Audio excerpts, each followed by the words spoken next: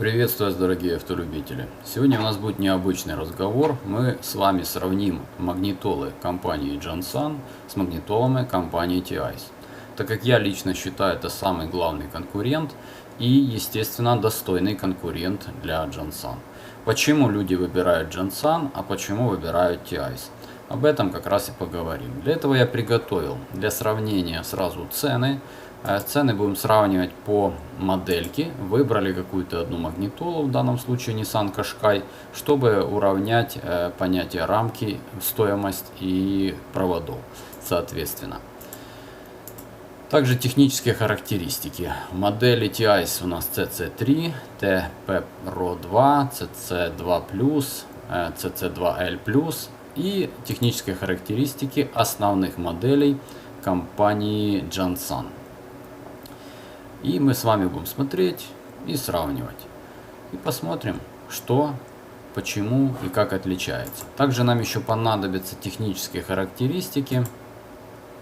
На нашем сайте выложены технические характеристики моделей Jansan V3 Pro, которые, кстати, купить вам не так просто сейчас, так как они не продаются официально из-за ограниченного количества их производства на процессоре Qualcomm. А также особенность Jansan, что вы сами можете себе создать магнитолу, как, например, пиццу. Заказать именно те параметры, которые вы хотите, что в принципе сделали мы, изменив некоторые модели. Почему, скажу потом. Давайте начнем сначала по характеристикам. Итак, возьмем первую модель. Мы не будем рассматривать вот это V1C.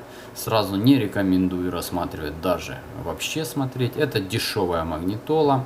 Ее уровень очень низкий и ее качество будет не очень. Там нету ничего того, чтобы имело бы интерес на самом деле.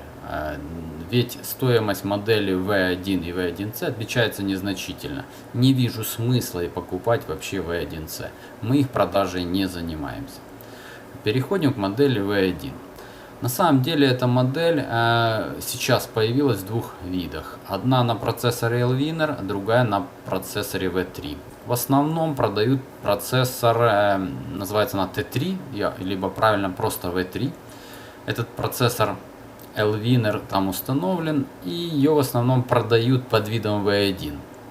Но будьте осторожны, я уже делал видео, рассказывал, что на самом деле V1 было лучше. Но что же сделаешь, так оно есть. Какие параметры? Основные параметры — это оперативная память.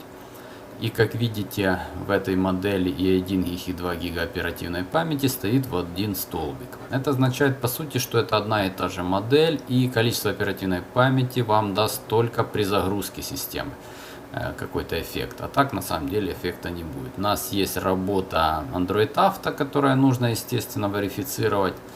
Присутствует у нас радиочип 0.8, в принципе нормальный, усилитель 0.8. Да, слабенький усилитель на 15 Вт, но в принципе достаточно, если у вас штатные динамики.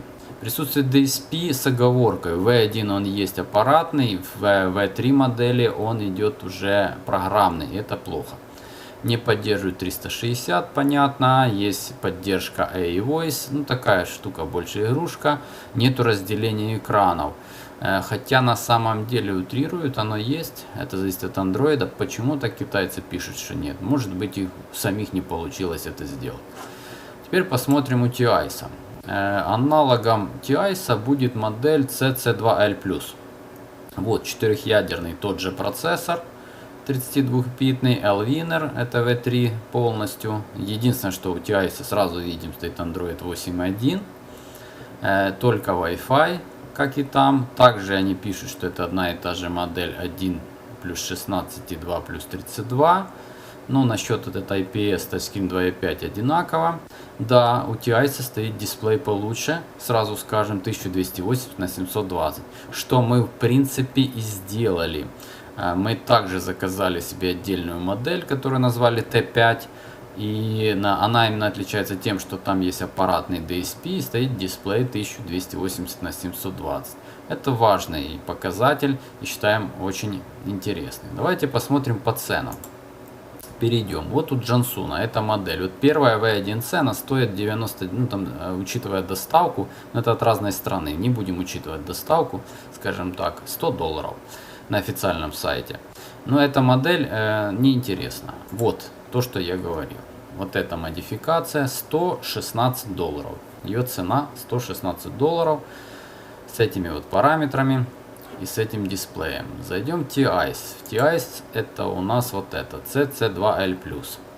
Модификация вот здесь. 148,80. Ну там доставка в разные страны разная.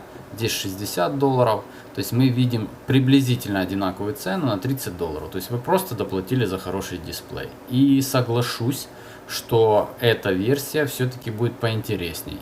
Только из-за дисплея. Мы поэтому и продаем версию собственную, которую попросили создать для нас Джансана, чтобы там стоял такой же дисплей. При этом цену сохранили предыдущую. Так, по двоечке. 2 плюс 32. У TI $170. У Джансуна 2 плюс 32. Такими же параметрами будет $155. Опять градация сохраняется. Но это, естественно, отличие исключительно только по дисплею. Давайте перейдем к модификации следующей. Итак, следующая модификация более нам интересна, так как считаем их чистыми джансуновские модели. Она называется V1 Pro. Это уже 8-ядерные процессоры, и они существуют разных типов. Это может быть у нас и 2 плюс 32, и 4 плюс 64, и 6 плюс 28, и даже 8 плюс 128. Как видите, кругом стоит один и тот же процессор, там Mediatek. Чип уже хороший, 51 звуковой. Есть DSP аппаратная. Поддерживает камеру 360. Также присутствует у нас разделение экрана. Ну, оно везде есть. И Android 10. Что нам предлагает T-Ice? По таким же параметрам. Какую модель мы можем полностью взять, что она такая же. Да, и дисплей там уже 720.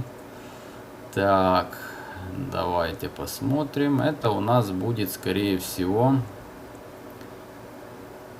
Так, вот она. CC2+. CC2+. 3 плюс 32, 4 плюс 64, 6 плюс 28. Восьмерки у них нет. Дисплей стоит не во всех модификациях, как видим. Screen QLED нужно узнавать. От этого, наверное, будет зависеть цена. То есть это может быть IPS 720. Все, в принципе, больше отличия не вижу. Процессор 8-ядерный Unisoc. Ну, не знаю, не знаком с этим процессором. Думаю, процессор неплохой. Претензий к нему не будет. Android 10. 2.4 есть Wi-Fi, есть 5 герцовый Wi-Fi, есть 4G. Давайте теперь по ценам сравним. Так, у Джансана версия V1 Pro 2 плюс 32, вот она. Ее цена $200. $200. Перейдем к T-Ice. Это у нас будет модель... Нет, не это. Не это, да. Так. Вот она. Итак, ищем 2 плюс 32. Вот она. CC2+.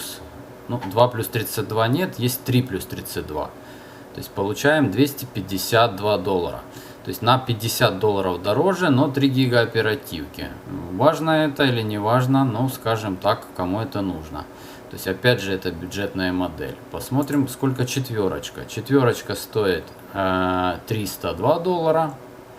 Перейдем к Джансуну. Четверочка стоит $235. То есть 302 и 200. Разница почти уже в $65. И это уже существенная разница, согласитесь. Четверочка там стоит значительно дороже, в $65. Но опять же не критично. Так, перейдем к следующей модификации. Шестерочка. 6 плюс 128. Ну, честно говоря, брать 6 плюс 128 на одном и том же процессоре не имеет особого смысла. Поэтому тратить деньги я бы не стал. И в принципе разница в цене в $50 это подтверждает у Джансана. Перейдем в T-Ice. Вот у нас эта модификация. модификация. У нас есть шестерочка, она стоит $350. Опять же, доставка может отличаться, иногда китайцы ставят доставку нереальную, поэтому еще может двигаться $50 туда-сюда. То есть 350 и 289. Разница в $60 сохраняется. Появилась, естественно, восьмерочка. Но это уже просто другая модификация. По восьмерочке цен нету. На самом деле только существуют пока технические характеристики восьмерочки. Но я уже вижу, что там ничего такого выдающегося. Это классический ход для того, чтобы увеличить продажи. И думаю, что цена между шестеркой 120 и восьмеркой их оперативки будет отличаться всего $50. Так, давайте теперь посмотрим на модель, которая, в принципе, можно смотреть у TI, и с чем ее можно сравнить. Это модель V3 Pro. Так, для TI это будет у нас CC3. Один из самых популярных модификаций. QLED дисплей, варианты 3 плюс 32, конечно, больше модификаций, 4 плюс 64, 6 плюс 128, Android 10. Процессор везде одинаковый. Он не настолько мощный, как процессор на V3 Pro. Дисплей стандартно 720p и в принципе все. Так, у нас же по V3 Pro у нас получается Qualcomm процессор 8-ядерный, частота значительно выше. Существует две модификации, 4 плюс 4, 6 плюс 128. Я знаю, есть еще восьмерка. Пока еще ее нет в продаже, но есть такая версия. 4G, есть HDMI порт. Ну, думаю, что он HDMI порта, конечно, нет у TI, но у TI есть также SPDIF, как и здесь. Присутствует DSP, другой радиочип, QLED дисплей, расширение. Ну, в принципе, поддержка 360 камеры. Вот аналог CC3. Давайте посмотрим по ценам, что собой представляет CC3. Ну, базовая цена начинается $312. С доставкой 60, но это для нашей страны. Возможно, у вас немного меньше. Базовая цена это у нас 3 плюс 32. Такой версии нет у Джансуна, поэтому сравнивать не с чего. Возьмем эту цену 4 плюс 64, это $364. Ну и доставка. Соответственно, у Джансуна такая версия стоит $250. Сейчас ее нету на официальном сайте, так как они закончились, но цена стоит $250, и вы можете убедиться, она приблизительно будет так же, как и, например, шестерка. Вот, 280 пусть даже долларов. То есть $280 и 364. Снова разница в $70, но еще с учетом доставки, учитываете в $100 разница. Давайте посмотрим, почем у TI будет шестерочка. Шестерочка $416. У Джансуна шестерочка будет стоить 350 где-то долларов приблизительно, как восьмерка. $350. Соответственно, что мы имеем? Мы имеем разницу, снова разница сохраняется в $60. Ну и доставка. Учитывайте, что доставка очень важна. Джансон просит за доставку иногда бесплатную в большинстве случаев, либо просто символическую, $15. А это больше страховка. Ну а TI, естественно, всегда просит $60 по максимуму. И расхождение давайте приблизительно считать в $100. То есть вот тут возникает вопрос, что еще, какая разница, на которую стоит обратить внимание. В принципе, по параметрам модели есть идентичные, но по количеству там продаж и тому подобного существенно отличается. Jansan это лидер продаж. Почему? Посмотрите, где можно купить продукцию компании Jansan. В многих странах. Испания, Польша, Австралия, Российская Федерация, Соединенные Штаты Америки и Китай. То есть официально получены в этих продажи этой продукции. И она может продаваться в этих странах без всяких проблем. Есть внутренние склады и тому подобное. Чего нет у TI? TI, естественно, не имеет права продажи. Но я знаю, что они открыли один склад в Испании, то есть это теоретически планируется, и он будет продаваться исключительно через Jansan, так как есть политические причины, по которым TIS не может выйти на рынок Европы. Соответственно, такие вот особенности. Ну, давайте сделаем выводы. Что покупать, TIS или Jansan? Всегда спрашивают.